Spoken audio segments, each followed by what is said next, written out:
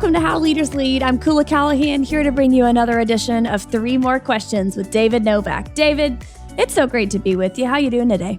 I'm doing fantastic, and I'm really pumped up because we're going to talk about my conversation with Condoleezza Rice, the former Secretary of State and the current director of Hoover Institution at Stanford University. And I have to tell you, when I was doing this podcast, I literally pinched myself. I'm sitting there saying, I grew up in a trailer court, lived in 23 states by the time I was in 7th grade, and here I am having the opportunity to have a conversation with Condoleezza Rice. I mean, it really blew me away. And then I learned all about Condoleezza. And she grew up in segregated Alabama. And she came out of that environment and ends up becoming Secretary of State of the United States of America. And that's what's so great about this country is that, and it's still happening today, and I know people are down on America and all this stuff and the divisiveness, but let me tell you, there's Condoleezza Rices out there coming up, and they're going to just surprise the heck out of themselves, and they're going to make a huge impact in this country, and you can do it here. And that's what really hit me, and I have to tell you, it was such an honor to talk to her because I don't think I've ever talked to anybody that's smarter, more on top of their game than she is, and so well respected by everybody who has had the opportunity to know her, be around her, and hear what she has to say. So this is a great podcast, and if you haven't listened to it, you owe it to yourself to go back and listen to it. And I think you'll really be proud that America is America when you do it. Well, I was certainly grateful to live in a country that's being led by people like Condoleezza Rice. You know, I'm from Birmingham, which is where she's from too. And hearing stories about her past and these lessons that her parents instilled in her from a very early age are so inspiring. And they really did make me feel like I could go out and be Secretary of State one day. That's not probably in the cards for me, but she has this way of communicating that ignites this fire in people. And I agree with you, David. It's one of the best episodes I think we've ever done. And I'm excited to get some of your insights on your conversation with Condoleezza Rice as we dive into our 3 more questions for today's show. Absolutely. Let's get going. All right, question number 1. I mentioned this before, but I love when Condoleezza talks about the lessons her parents instilled in her as a young girl. One of them was this: there will be no victim. She says, if you play the victim in any scenario, you've given control of your life to someone else. David, what can you say to leaders that will encourage them to not play the victim in their role of leadership? Number 1, take accountability. You know, whatever the situation is, own it and get on with it. Number 2, if you have this I deserve it come out of your mouth, you know, I'm entitled come out of your mouth, just look in the mirror and go, shame on me. You got to get rid of this deserve it mentality. That leads to a victimitis mentality that I think really just destructs a person and an organization. And so the biggest thing you can do is just take accountability for making the best of every situation that you're in. And I've got a great exercise for you on this one because this is one of the things that I used to do when I was having an issue with somebody in our company. You know, I remember once I gave some really tough feedback publicly to a president of one of our divisions. And it needed to be said, and I'm glad I said it. But the person who received that feedback immediately went into this woe is me kind of situation, which wasn't exactly the response I was looking for. So she came into my office, and I said, look, let's learn about this. Let's see what we can do. And let's do a victimitis story, each one of us. So I want you to tell me why you were such a victim in that meeting that we had. I want you to lay out everything that's in your head that made you feel like you'd been victimized. Then I get to go. I'm going to tell you why I think I've been victimized, you know, by your reaction to what happened in that meeting. And then you get to go back and say, what could you do differently so that you weren't a victim? And then I'll go back and I'll tell you what I could have done so I'm not a victim. And what it ends up is that you both look at the situation and you both realize how you could have been more accountable so that that situation would have never happened. She could have done a better job. And guess what? I could have done a better job. I could have done a much better job of giving her the feedback after I learned her victimitis story. And I also looked at what I had done and how I could have done a better job of really handling the situation. But the big thing is that, hey, you know what? When you hear yourself whining, it is really a sick song, okay? And you know what? Don't catch yourself whining. Get into that accountability stage. Get at the top of the ladder of accountability and say, let's get on with it, no matter the situation. That's so good, David. I love it. Running a victimitis report. What a helpful tool to have. I mean, it might seem kind of silly to some, but when you realize that you both could have done better, it evens the playing field in a way that really disarms both parties. You know, I was thinking as I was preparing for this conversation, times in my life where I was under the leadership of someone who was always defensive and always played the victim. And I got to tell you, David, it's not fun following a leader who always has an excuse and who always plays the victim. So if you're tempted to kind of throw up your defenses and say, well, I did it because of all these other things happening in my life, you have to remember that the people you're leading do not want to follow someone like that. And so I think that having kind of those mental checks in mind, like you just mentioned, being at the top of the accountability ladder, running a victimitis report, even if it's just to yourself, will help you stay grounded and truthful about what's actually happening. And that victimitis exercise, you know, the other thing it does is it drives vulnerability. You have to open up. You have to let people know what you're thinking. And it also says to people that if you happen to be the person with the most stripes in that particular situation, that you're free game. You can take it. So fire away. And I think that vulnerability really leads to much more trust in the end. And I think we both, in this particular situation, we both walked out with a much better understanding of how we can move forward in a productive fashion. All right, question number 2. Condoleezza had to make a number of unpalatable decisions in her time as Secretary of State, as anyone could imagine. And in those moments, you just kind of have to make a decision and move forward. You don't have a ton of time or resources to research and spend the time you might want to spend making the decision. You kind of just have to make it and move on. And I'm curious, from your perspective, David, how would you advise leaders to make a wise decision when the stakes are high and there's not really a win for all parties? Yeah, sometimes it's really tough to get the so-called win-win. So you have to look in those situations for what's going to be for the greater good.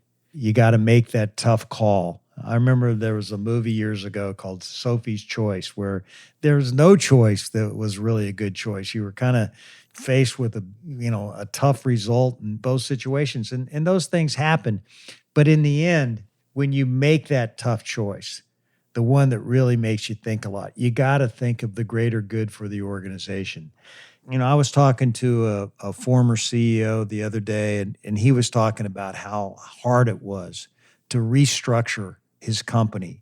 Their expenses were out of control. The economy was not good.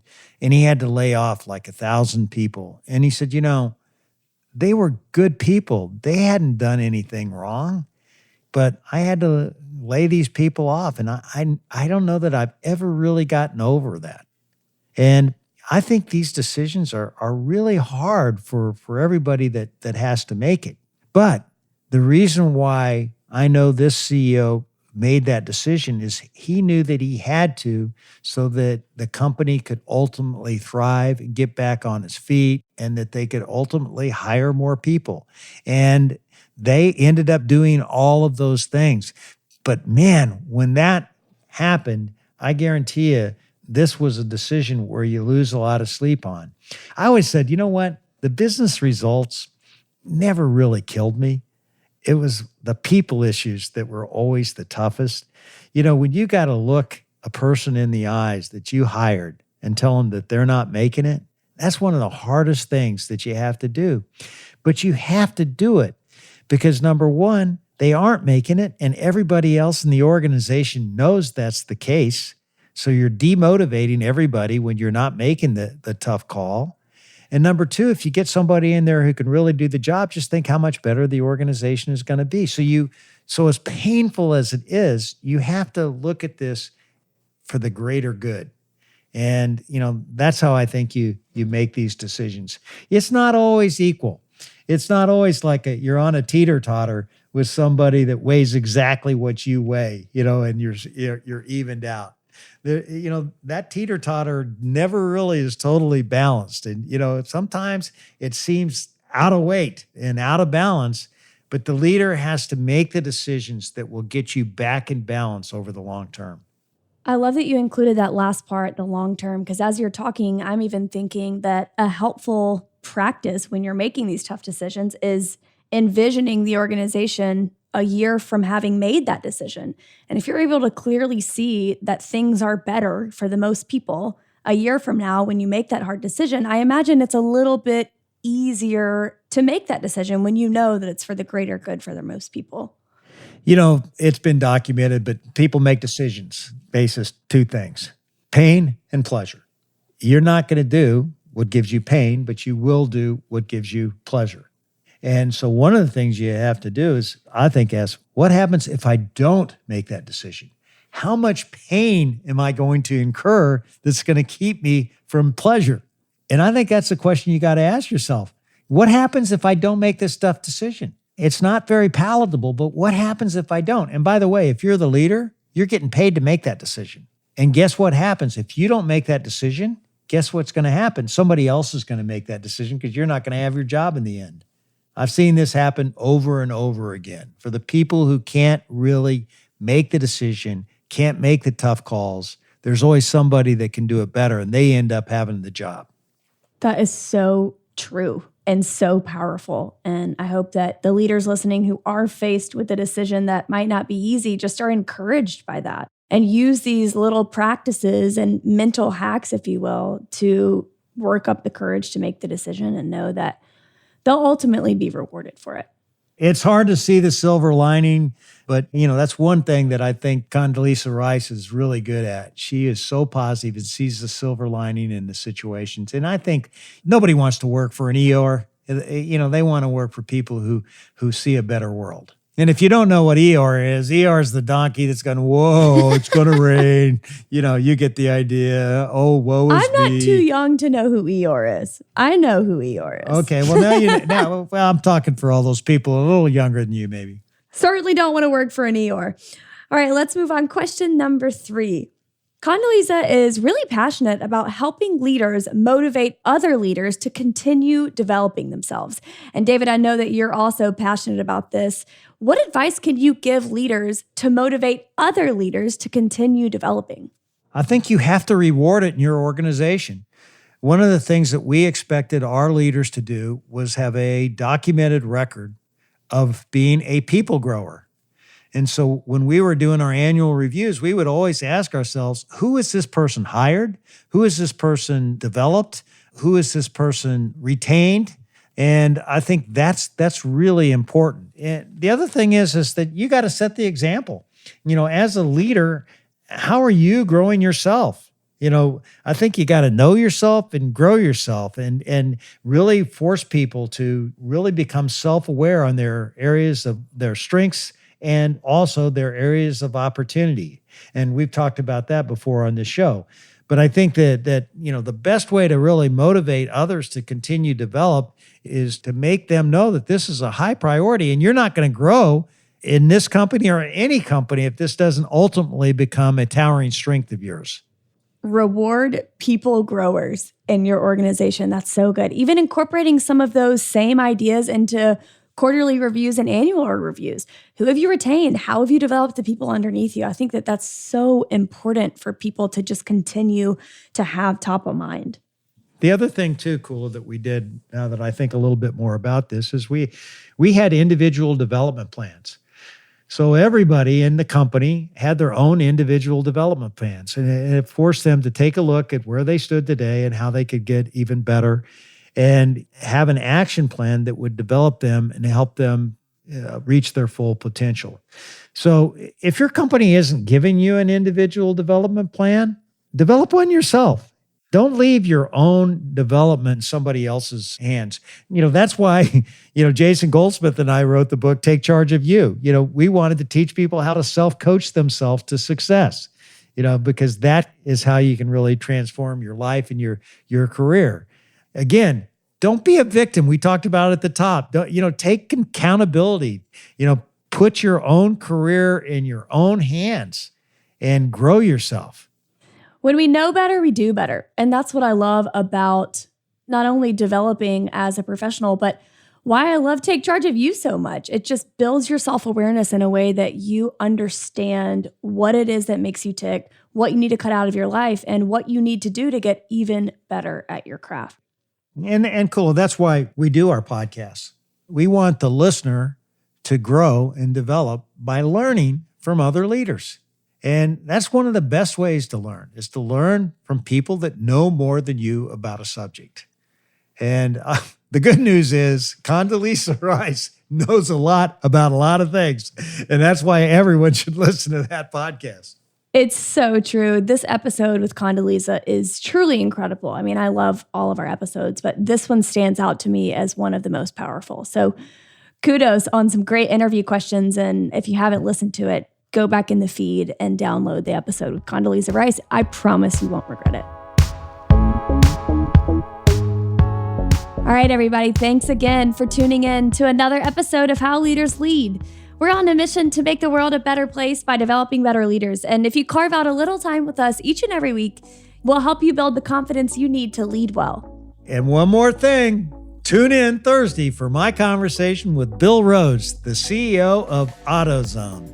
Bill is a terrific leader, people-first leader, and has an outstanding track record.